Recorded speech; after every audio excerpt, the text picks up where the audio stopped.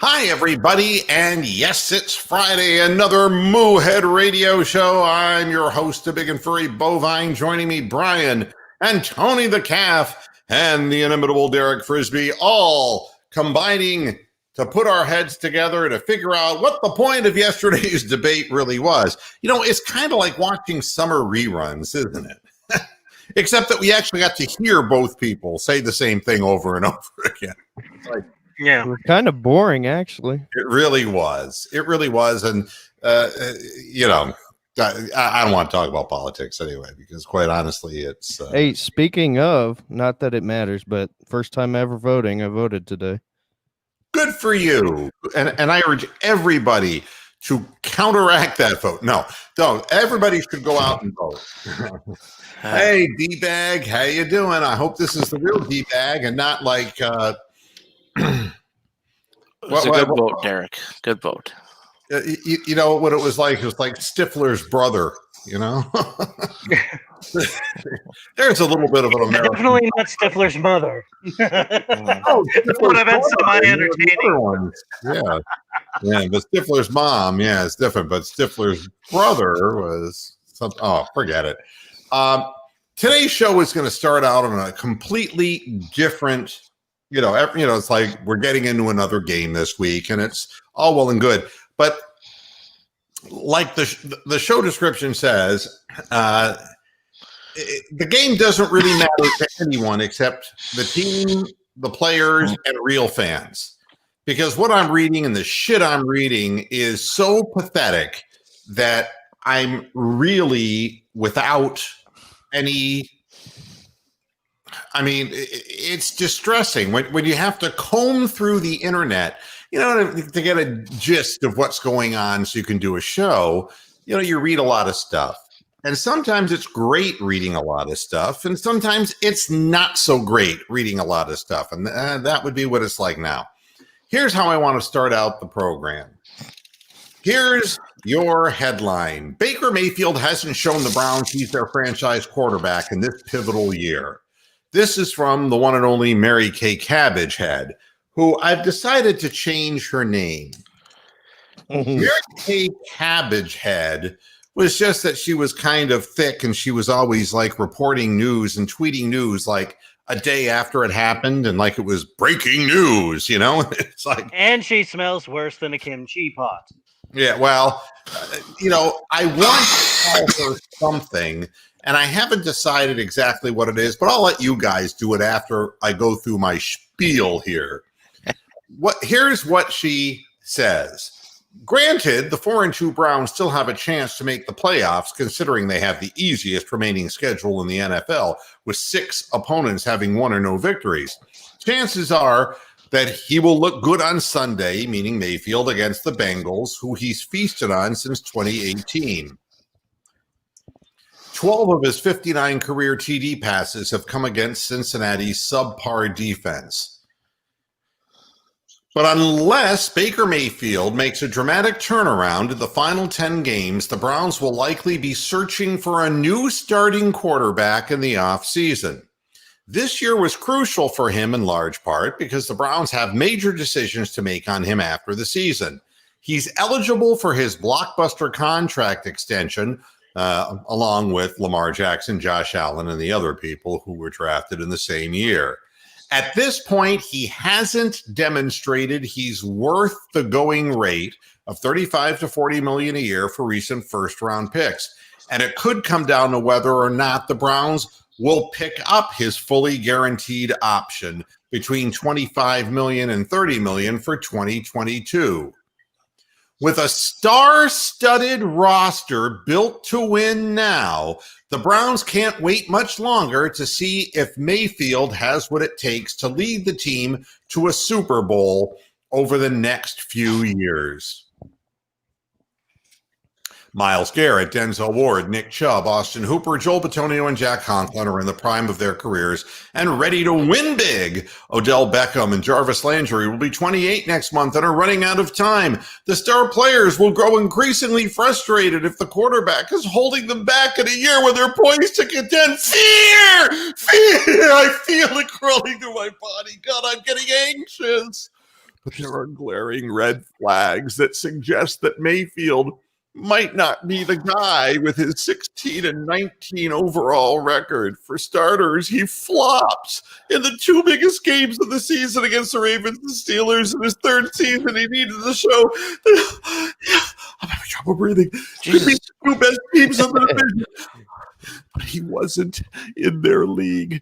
Who wrote this article? Mary Kay or Joe Biden? What the fuck? Coming off back-to-back 2 interception games, Mayfield has tumbled to 26 in the NFL with an 84.3 rating. He has 41 career interceptions. Well, I'm reading this story and I'm saying we're 4-2.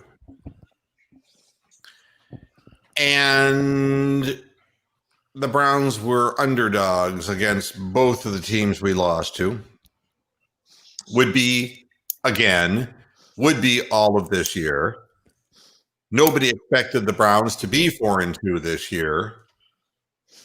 And what are the options? Well, they want to get another quarterback. Yeah, Mary Kay Cabbage Head probably wants the Browns to get Ryan Fitzpatrick just to step in, I mean, this is what you call a dumb person. It's going to be like, I'll be like Trump.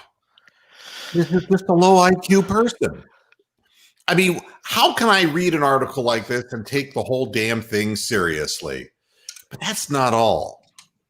I'm convinced that there are real Cleveland Browns fans, and then there are just people out there either trying to sell their shit to somebody or who have axes to grind. Any Cleveland Browns fan should be interested in this season because we're winning and we have a chance. I don't care what happens this week. I really don't care. I don't care about talking about the Bengals. I don't care. Everybody's picking the Bengals to win because they want the Browns to lose. This is a classic example of when the media steps in, and then that's what the league gets drenched with, and the bad calls start coming for the Browns. This is how it all starts. And the funny thing is, it starts in our own backyard. Mm-hmm. The writers, who are just obviously would rather have misery than success. I have something to say to Mary Kay Cabbage Head. Go fuck yourself, bitch. Just go fuck yourself. Be done with you.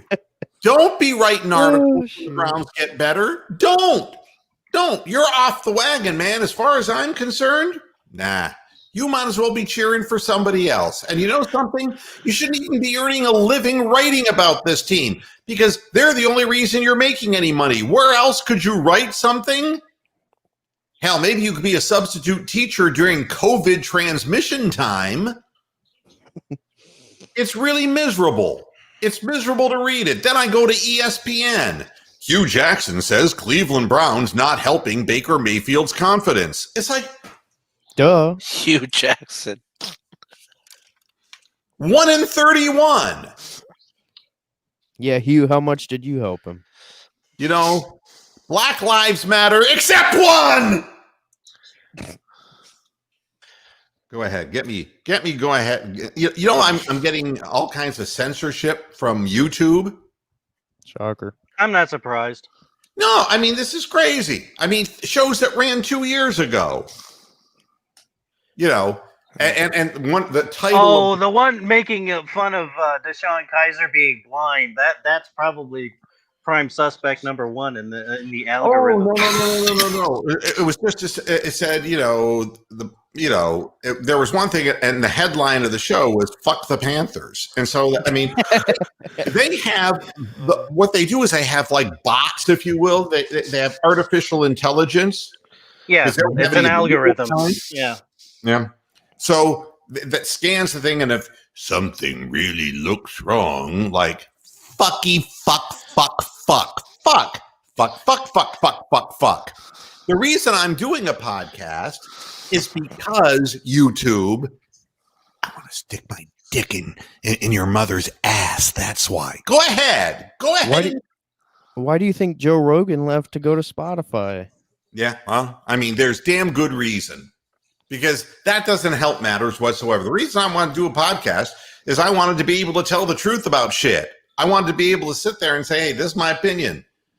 And, I'm not, I mean, and I have a pretty critical show. There are people who say, gosh, Mr. Moohead, you're kind of a little critical about the Browns, don't you think? And it's like, well, when they're 1-31, it's really kind of hard to see any daylight, really. Speaking of Hugh Jackson, have you heard of the bit Cameo? Oh my gosh, yes.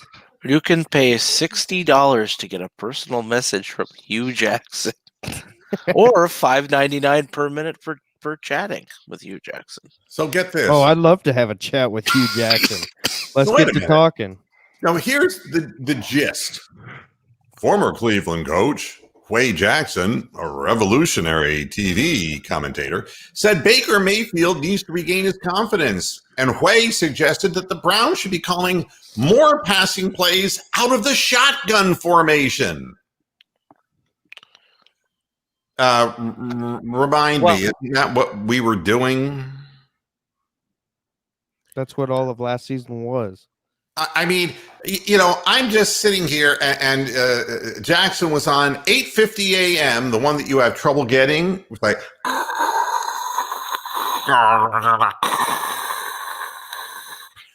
like three guys, their morning shows, three guys, and two of them have megaphones, and the other doesn't. You take away from who he is anytime he has to go under center. I don't think that's his strength. When he's in the shotgun, he's a much different player. How about a running game, Hugh? Got a problem with running the football? Play action works pretty good when you run the football, but you wouldn't know that because you never could. Well, let's get it. You're unintelligent. You're another one of Trump's low IQ people. Yeah, go ahead.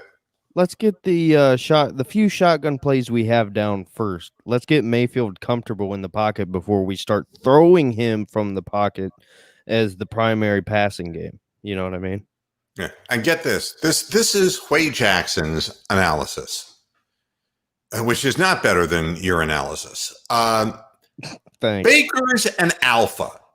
This alpha male is not playing as well as he thinks he should, or anybody thinks he should, said Huey, who went 3-36-1 as head coach of the Browns. They're not winning because Baker is putting up 400 yards. They're winning because they're rushing the football. Oh my gosh. I have breaking news. What? Oh my gosh. I can't believe this. The Tampa Bay Buccaneers are signing Antonio Brown. Yeah, well, there you go. I mean, it's like, yeah. I mean, they need those, this is like the hard knock season for Tampa, Yeah. Let me adjust that. Working towards an agreement. So in other words, it's not official yet, but they're going to get it done. He's in Seattle right now visiting with the Seahawks and then is flying to Tampa tonight. The guy's mentally ill.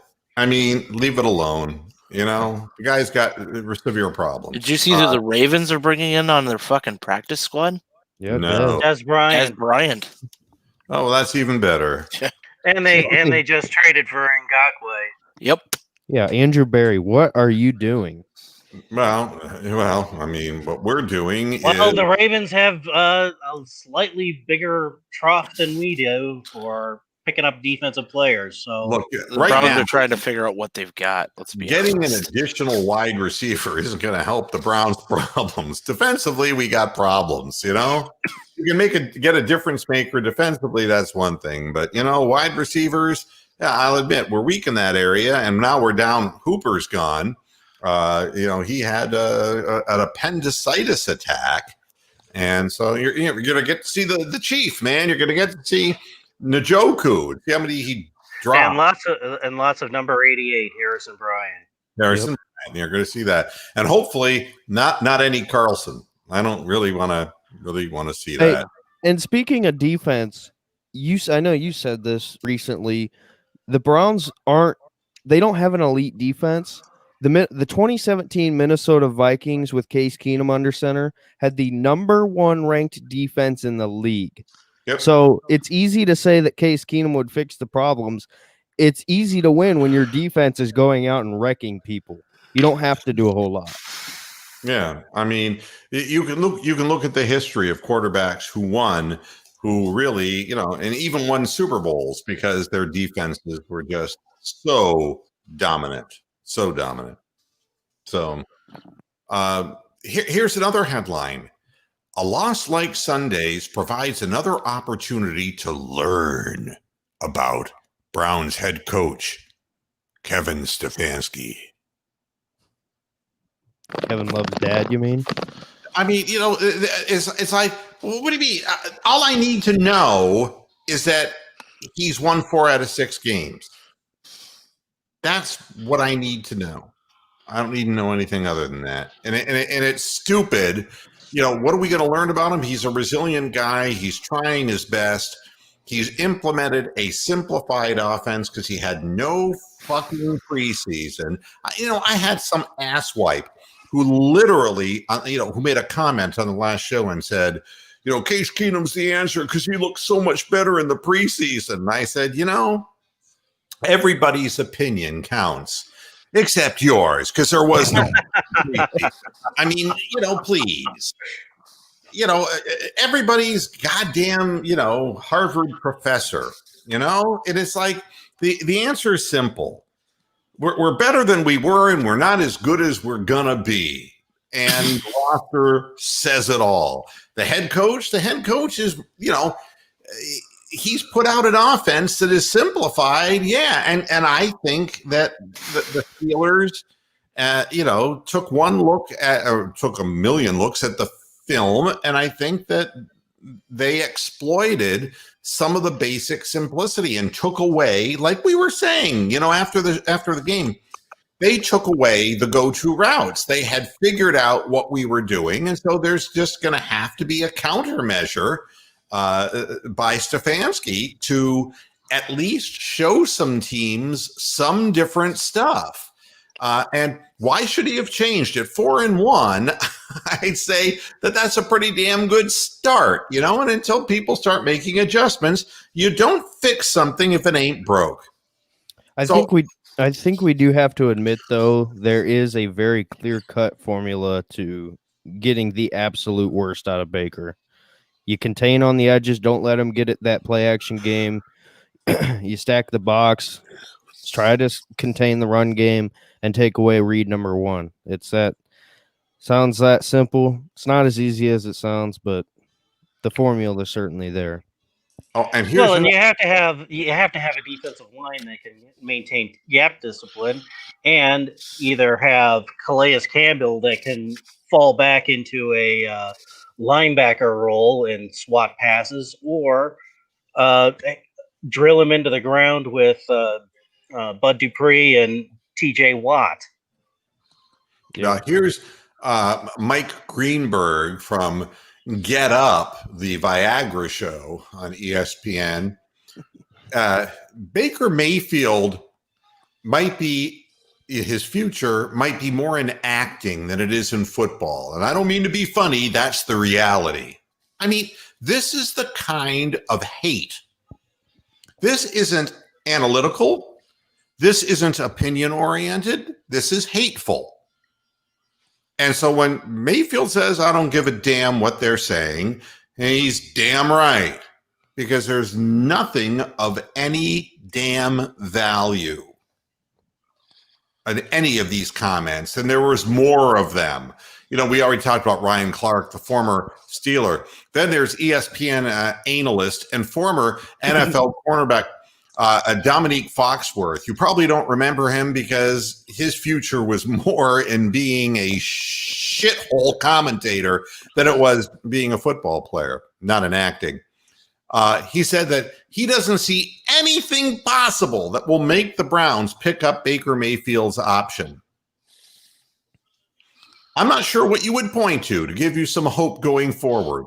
Can you believe this? I understand he was a number 1 overall pick, but he has the body type that is unusual to succeed at the position. He used to have accuracy that was special. That seems to be gone. And he hasn't really done anything special, even in the games that they've won this year. But wait a minute. it's like, let's start at the very beginning.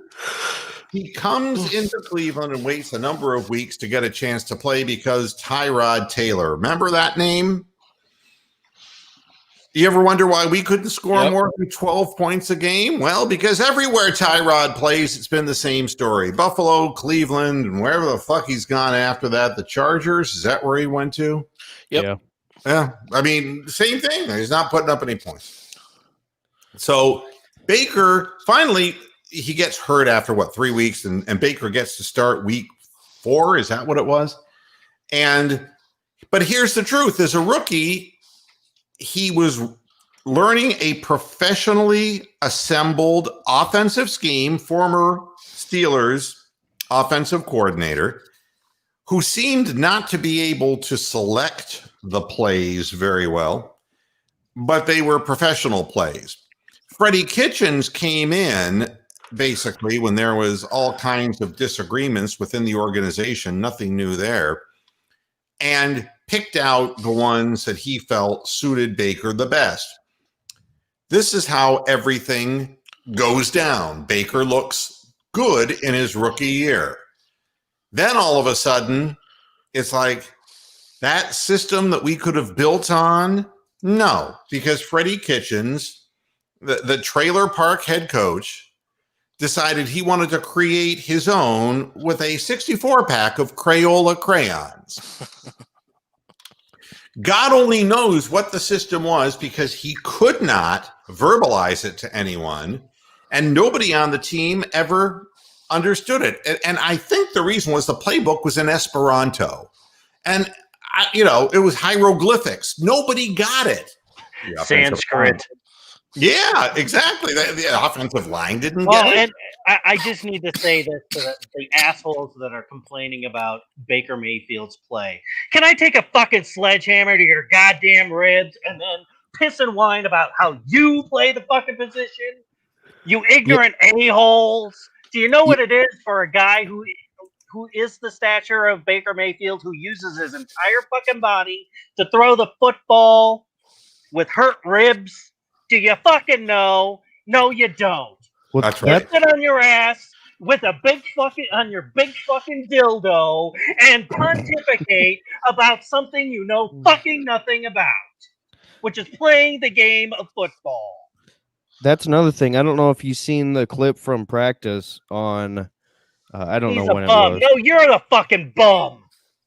You worthless pile of shit. Alvaredo. Whoa. So, but I was saying Baker, what Brian somewhat. Kid Wilson ain't no fucking basements in Arizona, so go fuck yourself. I can put my name behind my goddamn shit, motherfucker. Whoa. All right. So anyway, enough. So, Moo, did you see the clip today? Or I don't know when it was from practice, but Baker threw a simple 5-yard pass and was grabbing at his arm, grabbing at his shoulder. He is hurt bad. He's not just hurt, he's hurt bad. And honestly, I would not start him against the Bengals. I know he'll want to play. I know you would like him to start because he's your starter. But if Case Keenum is as good as you clowns think, not you guys, but you know what I'm talking about, then he should be able to get the job done. Baker is hurt bad. Keenum should be able to at least win you a game against one of the worst teams in the league. No, it's, to me, all of these articles are just more of the crap that I read politically. It is based on hate, contempt, anger, gaslighting, taking advantage of people when they're down. It's all of the basest instincts of human beings. We can't. Whatever happened to the notion? I remember when I was a kid and I picked up, I picked up a tennis racket late. I was 16. And, I wasn't very good. I didn't even know what I was doing, to tell you the truth. And playing around with kids in the neighborhood, it would look more like badminton than it did tennis, And it's not like all of a sudden you wake up in the morning and a light switch goes on. And it's like, hey, I'm really good. It took years. And years after false starts. I mean, it's like I played a lot when I was in high school. When I went away to college, I didn't have time. And then when I went to work, I didn't have time. I didn't start playing tennis seriously again until I retired. And, but through all the years of playing some and then playing more frequently and with tennis rackets becoming graphite and the improved equipment, my game became pretty fucking good. But you got to get from point A to point Z. And there's a lot of in between. I don't understand what it is these people want. And then what you realize is they just want attention. They're just like a fucking Ritalin child. They just want attention. And Moo, here's another thing. I don't care if you don't like Baker, if you hate Baker, that's your opinion. That's fine. You're all allowed to have your opinions. Don't go after his wife on Twitter. I don't get it. Don't go after family on Twitter. Listen, it's not their fault. I mean, listen, Baker, yeah, he knows he's not playing well. The guy is very, very frustrated. He's in his own head right now. The last thing you need is his wife saying, hey, you got to do something about all these people, in my, mentions and whatever. And then next thing you know, he answers them. And then next thing you know, on ESPN, it's, oh, Baker can't handle criticism. Just leave it alone and be patient. Well, here's what I don't get. All right. And I'm sitting here looking at the NFL standings, right? The Buffalo Bills have lost 2 games in a row and haven't looked good doing it. All right. They've been outscored by their opponents with their 4-2 record, 168 points against to 156 scored. But you know something? You look at their quarterback. How come nobody's calling for his head? How come nobody's saying, God, he was on a hot streak, but now he's got a highlight where he hurdled a defensive player a couple of years ago. No, That's why. No, he's went off to a 4-0 start, and he was uncharacteristically accurate. All right. And now all of a sudden, it's kind of turned the other way. Well, things tend to average out over time. Buffalo's quarterback isn't terrible. He's got the same exact record as Baker Mayfield, and Baker Mayfield's only lost 1 game in a row, and the Bills have lost 2 games in a row. And Allen's had the same coaching staff with him since he came into the league. That's right.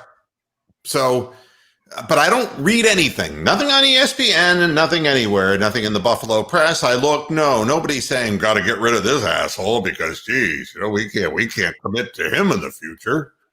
Well, and here again, they've had like 10 seasons of 3-13, 4-12, 6-10, and constantly being the doormats of the fucking Patriots. This year, they look and, oh, no Tom Brady in New England? We have a chance to actually win? Oh, well, let's go. Which opens up a bigger story, a much bigger story. I mean, where's all the articles on ESPN that Tom Brady made Bill Belichick? The Patriots have lost 2 in a row, and they're 2-3. It's their first losing record since God knows when. Since Tom Brady really wasn't associated with the Patriots. So where is the discussion there about the possibility that Belichick might just have been overrated? And then to sit there and say that the team that Tom Brady went to when he was 75 years old and that he never worked it within their system has a better record than the Patriots do. Who's faring better, Brady or Belichick? But no, you don't read it anywhere. Why would you?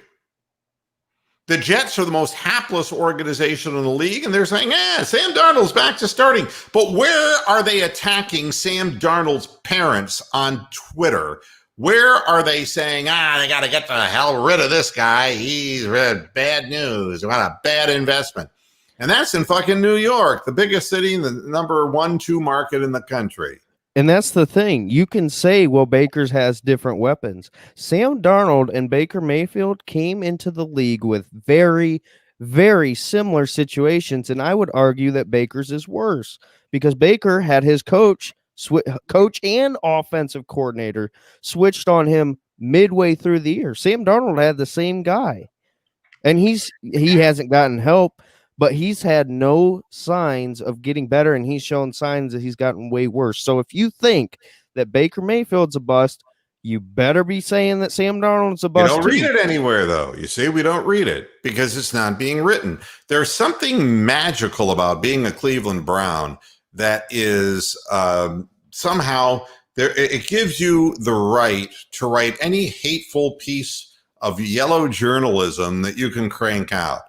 And I find it absolutely really disturbing that they're selling Mary Kay Cabbage Head's shit for money. I mean, to me, this kind of hate that's wrapped up in, if you want to read more of Mary Kay, you got to pay this much per year. Why don't just make her a prostitute giving out blowjobs on the street corner? If she wants to make fast money, but you got no credibility.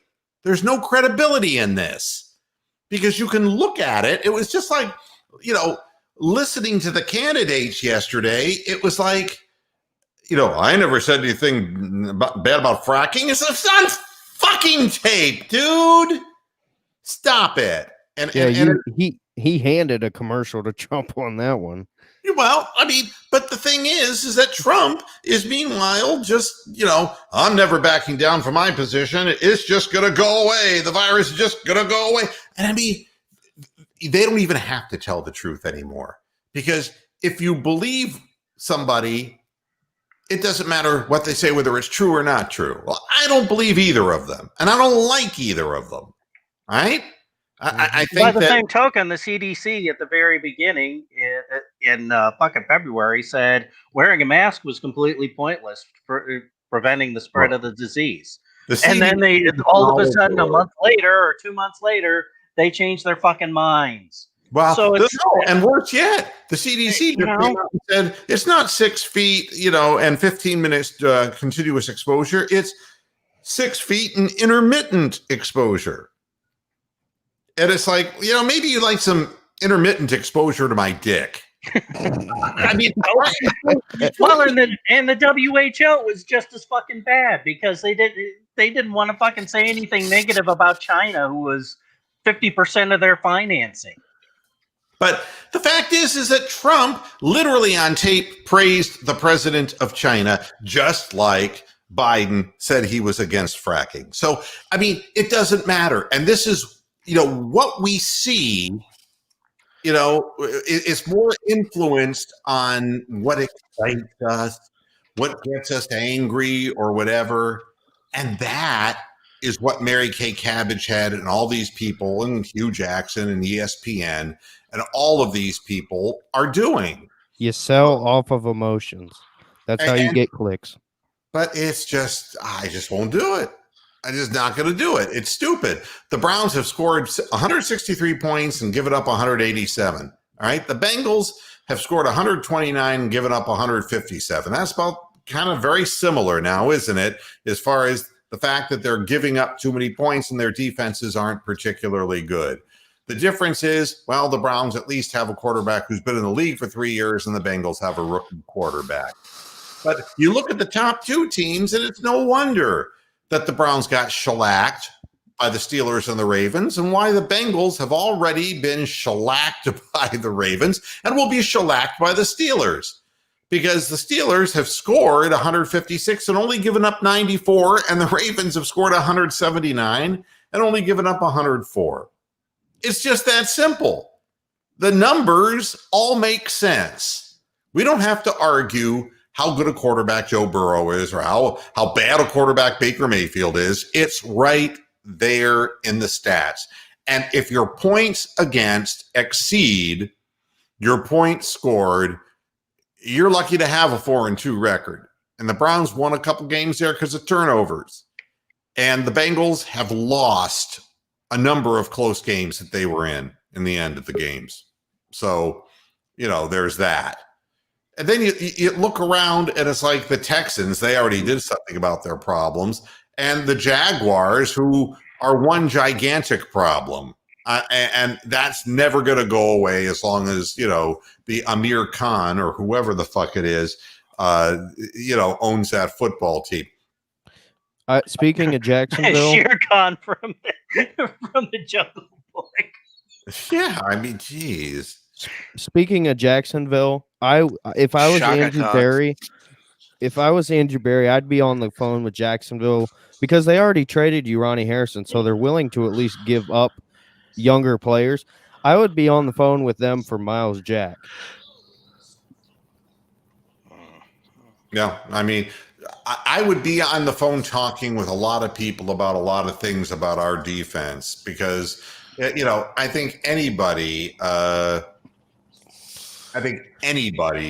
can see that the difference between the Browns and the Bengals and the Steelers and the Ravens is quite considerable.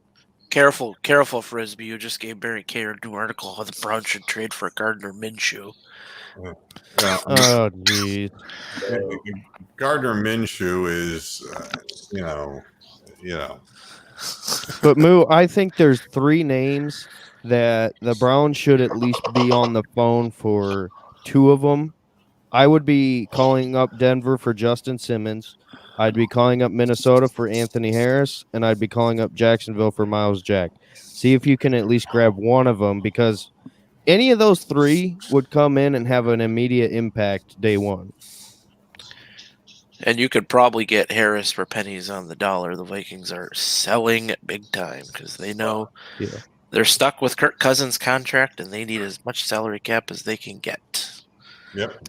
Yeah. And they wanted Harris. They were trying to trade Anthony Harris in the offseason, and they wanted a second or first round pick. They're likely to get a fourth, maybe a low third now. Yep. And here's another one I don't understand is with all of the things that they could be talking about if they just wanted to be randomly negative, what about the Dallas Cowboys? Nobody's on Jerry Jones' ass. And I don't understand what it is, what power he holds over the league. But for God's sakes, it took forever to get rid of Jason Garrett. And who does he bring in? Melissa McCarthy. An older fucking Jason Garrett. I mean, fatter. My God. I mean, and they were losing with a guy who was putting up gargantuan offensive numbers. The Cowboys have scored 173 points and given up 218. Their defense just gives stuff away like Mary Kay would if you offered her $50 on the street corner. They're just giving up this. And you look at the points for and points against through the NFC East. They're all just terrible. Yeah, just imagine if the Browns were in the NFC East. All this talk about how this season's going down the drain, you wouldn't have that. We're just unfortunate that the Steelers are dominant, the Ravens are dominant, the Bengals are different, but it is what it is. You can't change that. You look at the NFC West. All of the teams, the Seahawks, Cardinals, Rams, and 49ers, have scored more than they've given up. And that's why the worst team, the 49ers, if you want to call them the worst, is 3-3. Everyone else is 4-2, and then the Seahawks are 5-0. So, there you go. And, and then there's the remarkable Bears at 5-1, who have only given up 116 points, but they've only scored 128, but they're still 5-1. Who thought the Packers defense would be this good? They've only given up 139 points and scored 162. The Lions are close to 50-50, giving up a little bit more, 143 than they have gotten. And the Vikings, even at 1-5, are 155-4 and 192 against. And that 192 is damn near twice as much as what the Bears have given up. All right. So you can look at the Vikings problems and say it all starts with defense. And the Browns' biggest problem, you want to focus on Baker Mayfield, and maybe people are envious because he has all of those commercials or whatever. But it doesn't start in a season that was without a preseason or without camp, with a whole new system for the third fucking time in this guy's career. What it boils down to is the defense. I wonder how much these assholes' heads would explode if they had Joe Namath to deal with when he was on the Jets, and he fucking did the goddamn pantyhose ad. I wonder what they would have fucking how much the collective minds would have just exploded like a fucking bad Coyote and Roadrunner cartoon if they had to deal with somebody like him. The commercials don't mean a motherfucking thing. They're shot in the off season. They don't mean a motherfucking thing. Oh, we're not concentrating on football. Fuck you. Rick, fucking you. Rick is just, about Daniel Jones' 80-yard run and trip. He didn't trip. Let's get over this. Yeah, he ran out of gas. Yes. He didn't run any fucking further. His legs gave out on him. He could not run 80 yards straight without tying up completely.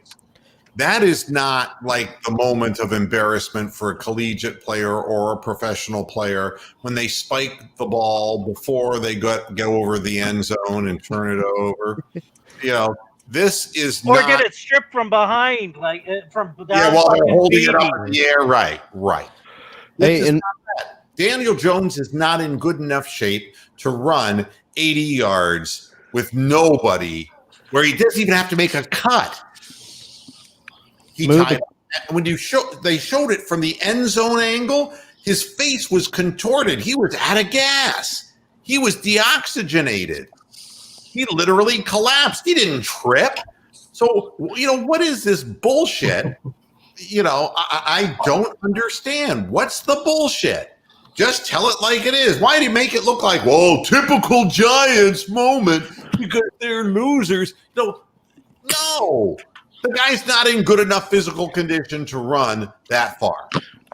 The good and thing here again, this is what I was talking about on the long run that Chubb had against the Ravens last year, when they had him on the mic and you could just listen to his breathing all the way down the goddamn field, and you could tell that he had run track as a high school guy. Yeah. Long distance. Yeah. So, it's just aggravating to me because, I kept seeing this headline, watch this classic Giants fail, as he trips.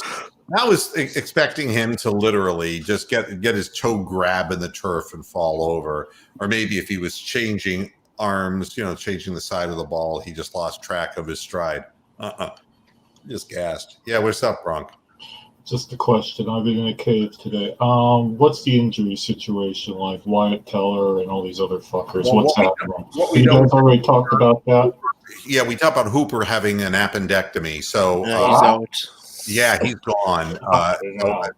So we're going to be dealing with Njoku and with Harrison Bryant. Oh, my God. Well, at least we don't have Demetrius Harris anymore. That's a good thing. There was the discussion, a very, very brief discussion. First of all, Jarvis Landry has a broken rib. And this is what I was obviously about.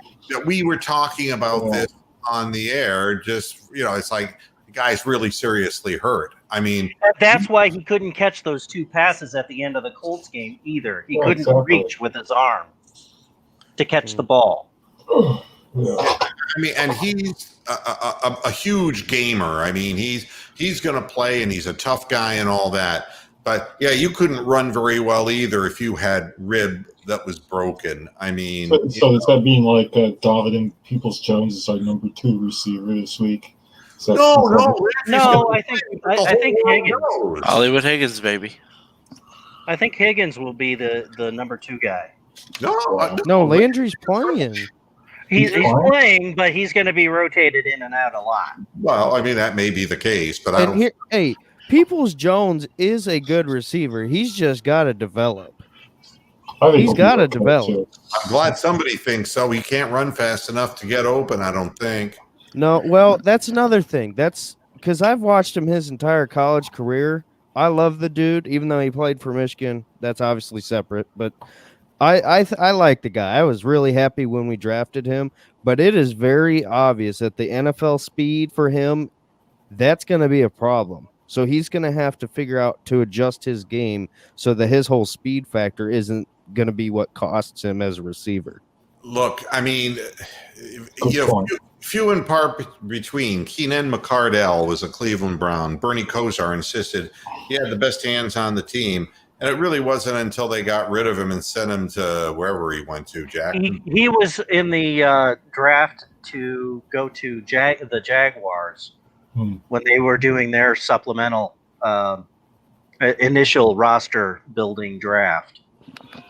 Yeah, I mean, I really don't think a guy without speed today, I mean, that's why Rashard Higgins is just having trouble really making a mark. Because they don't get in and out of their breaks fast enough and separate fast enough. Here's your update on Nick Chubb. Could Chubb be available after the bye week? Answer from Stefanski, no real substantive update other than he's progressing and he's right on schedule. I will wait until they tell me he's ready to go. I cannot speculate, however. But Hooper, I don't know anything about, but the fact that Teller is, week to week with a calf strain, he ain't playing. Yeah. Hooper, Teller, Phillips are all listed as out. Carl Joseph is questionable. Everybody else is probable. So Harrison's playing? Supposedly. Yes, he's out of concussion. Concussion protocol. Yeah. Now for the Bengals, Joe Mixon is out, so that could be out, big for the defense. Wow, what happened to him? Oh, looks like he's foot injury, so must have hurt his foot somewhere along the line. I think he hurt his foot against the pole. No, sorry, I'm not up to date with all these injuries. Yeah. Shit, well, how dare you not keep track of the Bengals, bro? Shit in my life going on too, Here's the word on Carl Joseph. Stefanski said he's progressing coming off his injury. We'll see how he does today, responding to working yesterday for the first time. Carl brings a veteran presence. He's a smart player. So he might see limited snaps is what it boils down to. On if safety, Andrew Sendejo will not participate in practice again today. He'll be back limited today. Oh, he'll always be back. He'll play every fucking snap, though, and he'll play some snaps on offense, too, I bet. Let's throw him in at quarterback. Why not? They're going to be giving Mac Wilson more snaps this week, too. And, who knows? Hey, Moo, just because we're running out of time, I just wanted to talk about because we were DMing on Twitter about it, or at least I sent you those videos. Yeah. The good thing about where we're at right now with Baker is that at least the issues that you see from him, the decision-making, the pocket stuff, accuracy, whatever, at least you've seen it at a time in his career that he's been able to do that. Like, go back to his year one, he had no problem passing from the pocket. He was throwing guys open. He was finding throwing lanes. Now, he wasn't exactly great at it. You're not going to say he's your Peyton Manning, but he could get the job done. So that at least gets you hopeful that he can get fixed. Well, and look, I watched everything that you sent me, all the videos that you sent me, and I certainly knew what I was looking at because, again, and it's one of the reasons why earlier in the program I said, when you have an entire training camp, an entire preseason where you're not going to be the starter and you're going to get snaps and you're going to watch Tyrod Taylor fail and you don't have a very good team. And the next thing you know, you're called upon, 4 weeks into the season. And he at least had that initial system ingrained in him over a period of time. You can't really compare a scenario with that to the following year when there just didn't seem to be anybody who grasped what Freddie Kitchens was going after.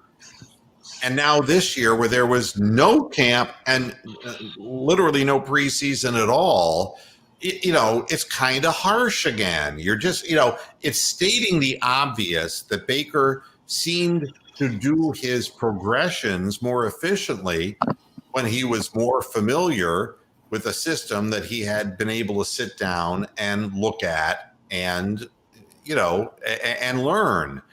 But how do you learn something that's really written in a foreign language? And how do you learn something on the fly when there's no chance to practice it? I mean, and what's happening, Baker Mayfield's quote, 4-2 has never felt so much like 0-6. Wow. He said that was Baker Mayfield's quote. And what he was referencing, although I understand what he was saying, he was saying, based on the feeling throughout the building after the Pittsburgh game, 4-2 never felt so much like 0-6 before, because we had very high expectations going in. And you know what? That is a very disturbing quote. But what I'm hoping comes off of that is throughout his career, he's played best when he's pissed and he's had a chip on his shoulder and he's, I'm going to prove you wrong. I know he's hurt and he'll likely still start. I hope that he can just, through his anger, use that on the field to, reprove himself. It sounds ridiculous, but the truth is, that's what he's done throughout his career. It's why he's grabbing his junk on the sideline in college. He thrives off of that. Quick question: is Paul Brown Stadium still using artificial turf, or did they switch that out to grass? I don't know the answer to that. No idea. Because if he's taking hits on artificial turf, that's going to be bad news. That hurts like a motherfucker falling on turf. Yeah. Well, especially with hurt ribs. Yeah, it's and then there's another article, the problems against the Steelers, and they're talking more about the game that's over and done with than the game that's coming up. The problems were more than just the offensive line, and that's when they were blaming Baker some more. Let me tell you, the offensive line is the start of everything. Baker Mayfield was hurried in 50% of the throws. Now, that should not be the case. Paul Brown Stadium is using a synthetic turf, by the way. It's with those rubber chips that are horrible. Yep. Oh, dude, that's those horrible. are the worst. You get that in your shoes? Oh my gosh. Now, do you remember? Here's something that's going to age me. Do you remember basketball tartan floors? Tartan was a substance that they utilized in lieu of hardwood. All right. And the idea was that tartan had more cushioning. All right. And we see it in some of the courts that were being utilized at the US Open in tennis, that they're hard courts, but they have a little bit more give to them. Tartan, though, when it got wet, became like ice. Mm-hmm. And it was crazy because you think it was bad with hardwood, when they come out with the mop, when a guy goes down. Well, guys were going down on the ground, and then one little wet spot, and literally, and it didn't matter that it was slightly cushioned, because when a basketball player is cutting and he hits his head against the floor, it really doesn't matter whether it's a little cushioned or not. A lot of these synthetic substances are actually far more dangerous than natural substances.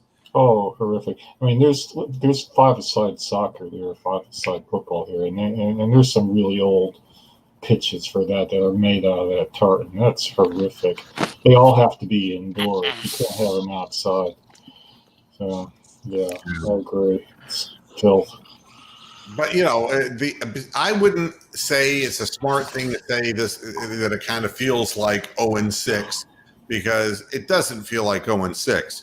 What it feels like is we're not nearly as good as the Ravens and the Steelers, and their feelings are their butt hurt. Well, see, the fucking media gets us all catastrophizing everything, and it gets the players doing it too. Obviously saying it's 0-6 is an exaggeration. Everybody just needs to be level-headed in Berea right now. Just play the games. That's what, people hate Kevin Stefanski because he comes to the press conference and it's the same thing, oh, we don't, we're going to work with it, whatever.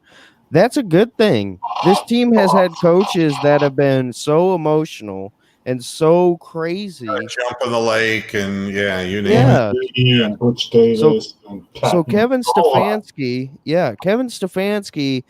his mentality right now, you might not love it, but it's what this team needs and it's what this fan base needs. Yeah. And here's the other thing that irritates me about continuing to talk about a Steelers game, and when we have an opponent coming up, Battle of Ohio, yeah, Cricky. Yeah, that we need to win. If Kevin Stefanski honestly believed that his team, which he says is built on a run-first mentality, physical football team, push people around, use your running game and your tight ends.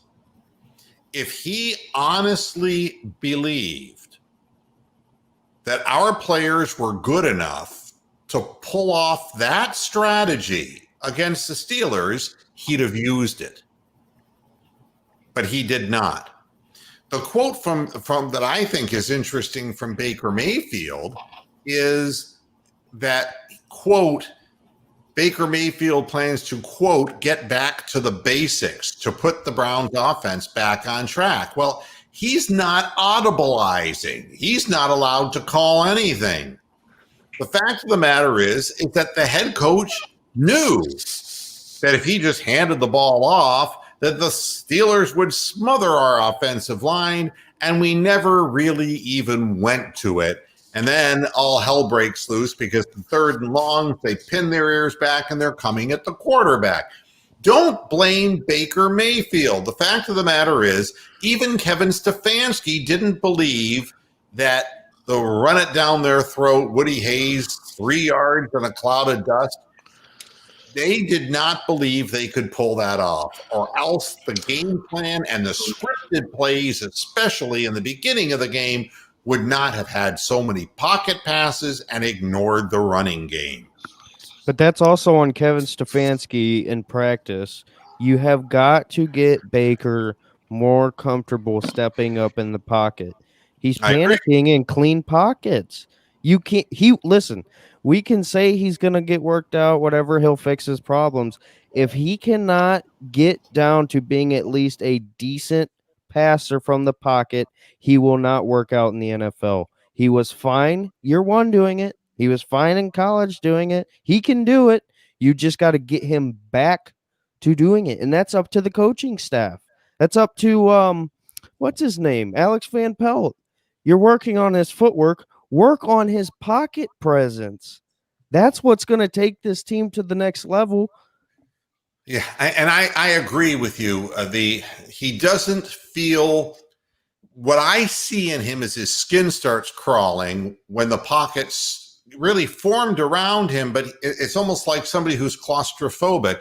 He wants to get out on the edge. His natural He got beat up to the point where he's now broken last year because Freddie Kitchens put him in positions where the receivers were 50 yards downfield, the offensive line was terrible, and he was taking hits like frickin' Joe Burrow is now. That's what it is. That's why he's not doing it anymore.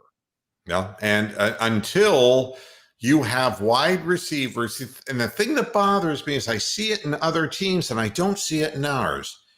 And that's that when Baker's back there, how many receivers are actually coming back to the football? And I don't understand it. I see it when Roethlisberger was playing. He was back there looking, and guys were coming back to him. I see it all the time when I'm watching other football teams. But Browns wide receivers, they just kind of they are stranded out in the middle of the field and try to run in the opposite direction. Nobody's coming back to at least give him a target that's shorter if he's off balance. I mean, there's who is? Who? Rashard Higgins. Well, yeah, I agree with that, but he's hardly playing any snaps. It's very difficult for us as lay people to analyze something like this, although it is obvious that Baker Mayfield is not getting enough opportunity to step up forward into the pocket and get his body weight. The other thing that gets forgotten is they mess with his footwork too. Mm-hmm. I mean, everything has changed. System has changed. Coach has changed. Everything's changed. And then his footwork has changed. And they're still seeing the ball sailing. And the reason is because he's probably nervous about getting whacked, especially when he's playing. Well, and he's having to throw over, 6'5" defensive linemen's arms. Well, and he's also worried about he's trying.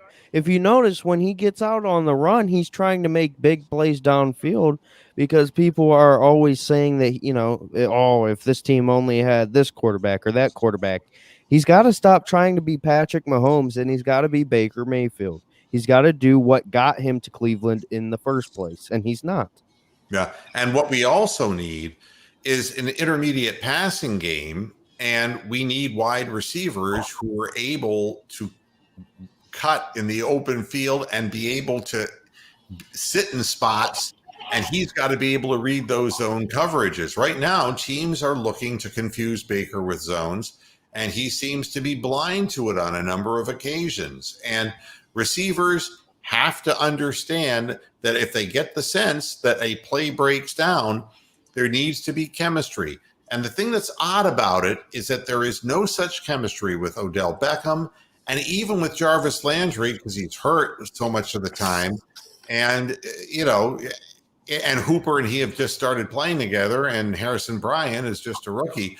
Our passing game doesn't have the chemistry that other teams do. It's just a problem. He doesn't trust it because he looks at them wide open, and I don't think he trusts himself to be able to get them the ball. And I don't think he trusts his receivers either because he's looking at wide open guy. I mean, Kareem Hunt was open. I forget what play it was. I think it was in the Colts game, maybe. Or no. It was in the Steelers game. Kareem Hunt just did kind of like a Texas route, sat in the middle of the field as a check down for Baker. He's staring right at him, and instead of just throwing it to him, he's looking downfield. Get the ball out of your hands. I agree with you. And you got to go and move the chains. That's the way this offense is built. The other thing was on the play that was the fake reverse to Odell Beckham that was supposed to be a screen pass to Kareem Hunt. Not only did it take too long to develop, so much so that Dupree blew up the play from the opposite side of the field. But if you look at the film, there were 3 blockers in front of Hunt. Had they been able to get the ball into Hunt's hands, he would have had nothing but daylight in front of him. But the thing is that they jumped the count. They weak side pressure ran down Baker, who's not fast, and they outnumbered us at the line of scrimmage, and they forced a sack out of a play where Baker was rolling directly in the direction where the screen was going to go. That's why I said it's an ill-designed play because, if you're going to run a screen pass, you can't run directly into the path of the guy who's going to catch the screen because he'll get run down from behind. It's stupid, so lots of problems. Let's pick the games. We can do that before we get the hell out of here. Yeah, Bronk, before we do. I mean, how long I've been sitting here, but a half hour, so everything's been talking about Baker. Still, what remains, the big problem on this team is the fucking defense and the fucking defensive secondary. Let's not forget that. The problem is not Baker Mayfield, it's the fucking defense. Jesus. Yeah. All right, so let's go. Cow say tongue. Revolution today.